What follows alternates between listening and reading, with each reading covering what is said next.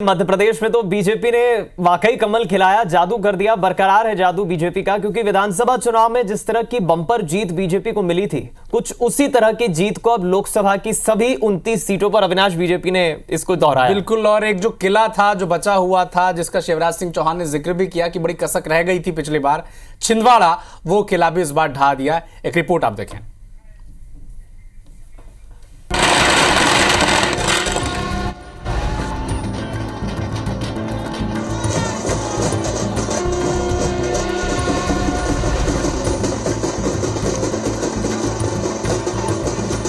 ये जश्न का मौका है, ये उत्सव का पल है।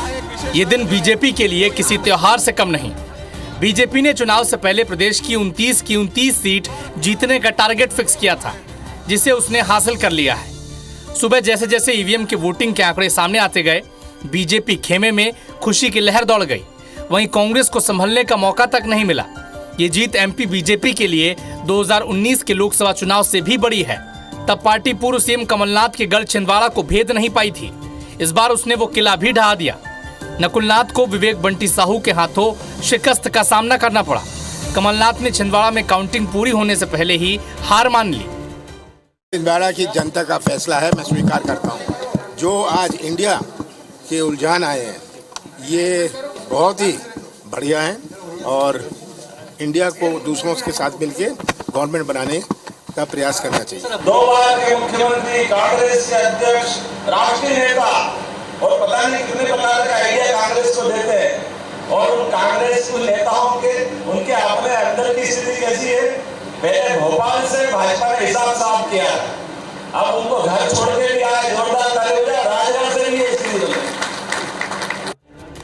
एक तरफ 26 साल बाद छिंदवाड़ा में कांग्रेस को गहरा सदमा मिला, तो दूसरी तरफ गुना से पिछली बार कांग्रेस के टिकट पर चुनाव हारने वाले ज्योतिरादित्य सिंधिया 4 लाख से ज्यादा वोट से जीत गए। तो वहीं कांग्रेस नेता और पूर्व सीएम दिग्विजय सिंह के लिए इस चुनाव ने उनके सियासी करियर पर विराम लगा दिया। दिग्विजय सिंह राजगढ़ का अपना गढ़ भी नहीं बचा पाए। उन्हें बीजेपी के रोडमल नागर के हाथों हार का सामना करना पड़ा। 2024 के चुनावी इतिहास में इंदौर शहर का नाम भी दर्ज हुआ। कांग्रेस प्रत्याशी अक्षय कांति बम के नामांकन वापसी से इंदौर की सीट सुर्खियों में थी। कांग्रेस ने नोटा को अपना प्रत्याशी घोषित किया।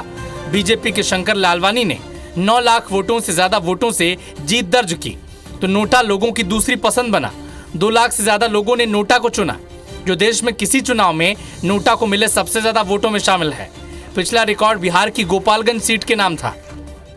प्रधानमंत्री मोदी जी की गरीब कल्याण की योजनाएं, केंद्र और राज्य सरकार की, और भारतीय जनता पार्टी के कार्यकर्ताओं की ताकत, विकास जो इस देश के अंदर किया है, इस आधार पर जनता ने प्रधानमंत्री जी को विश्वास दिया है। और मध्य प्रदेश की जनता ने ऐतिहासिक बहुमत जो विधानसभा में दिया था, लोकसभा के अंदर भी जनता का आशीर्वाद मिला है। ये जीत माननीय मोदी जी की है, ये जीत माननीय मोदी जी की नीतियों की, ये जीत विकास की है।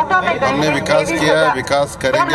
हमारी पार्टी के शीर्ष नेताओं ने जो मेहनत की है, हमारे कार्यकर्ताओं ने जो पसीना बहाया, और सबसे बड़ा इंदौर की जनता का जो आशीर्वाद मिला है, ये उसकी जीत है।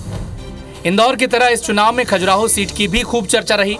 कांग्रेस ने सीट सपा के साथ गठबंधन धर्म निभाते हुए छोड़ी थी, लेकिन सपा प्रत्याशी मीरा यादव का नामांकन ही निरस्त हो गया। कांग्रेस और सपा ने AIFB पार्टी के आरबी प्रजापति को इंडिया गठबंधन का प्रत्याशी घोषित किया, लेकिन आरबी प्रजापति VD शर्मा की जीत रोक नहीं पाए। VD शर्मा ने 4 लाख से ज्यादा वोटों से जीत दर्ज की। वहीं मध्य प्रदेश के पूर्व मुख्यमंत्री शिवराज सिंह चौहान ने विदिशा लोकसभा सीट से शानदार जीत दर्ज की। कांग्रेस के प्रताप भानु शर्मा को 7 लाख से ज्यादा वोटों के अंतर से हराया। मेरे मन में तो बस एक ही सपना है। उस समय भी हम लोगों ने कहा था कि अब 29 कमल के फूलों की माला मध्य प्रदेश से मोदी जी के गले में डालेंगे। मैं भारतीय जनता पार्टी के प्रदेश नेतृत्व को बधाई देता हूं, कार्यकर्ताओं को बधाई देता हूं और जनता का आभार प्रकट करता हूं। कांग्रेस के दिग्गज आदिवासी नेता कांतिलाल भूरिया भी अपनी साख नहीं बचा पाए। रतलाम सीट से कांग्रेस को आदिवासी कार्ड खेलना महंगा पड़ा। बीजेपी के अनीता चौहान ने कांतिलाल भूरिया को बड़े अंतर से हराया। कांग्रेस ने विधानसभा चुनाव में मिली करारी हार के बाद मध्य प्रदेश कांग्रेस में पीढ़ीगत बदलाव करते हुए जीतू पटवारी के हाथों कमान सौंपी थी, लेकिन जीतू पटवारी ऐसा कोई करिश्मा नहीं दिखा पाए जिसकी पार्टी को उम्मीद थी। जो 400 पार का एग्जैक्ट पोल की पोल सबसे पहले खुली। दूसरी, जो देश में अहंकार था, अद्भुत अकल्पनीय अहंकार, वो चकनाचूर हुआ। और थर्ड, देश में लोकतंत्र की रक्षा, संविधान की रक्षा के लिए लोग आज भी समर्पित है। ये देश संविधान से चलेगा।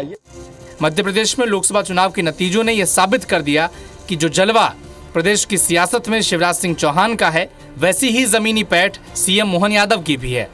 मोहन यादव की अगुवाई में छिंदवाड़ा का गढ़ भेदना बीजेपी की बड़ी उपलब्धि है। इन नतीजों ने निसंदेह मोहन यादव का कद बीजेपी नेतृत्व की नजर में कई गुना बढ़ा दिया। 2024 लोकसभा चुनाव के नतीजों का असर मध्य प्रदेश की सियासत में कांग्रेस और बीजेपी दोनों को आने वाले दिनों में और भी देखने को मिलेगा। Election desk, IBC 24।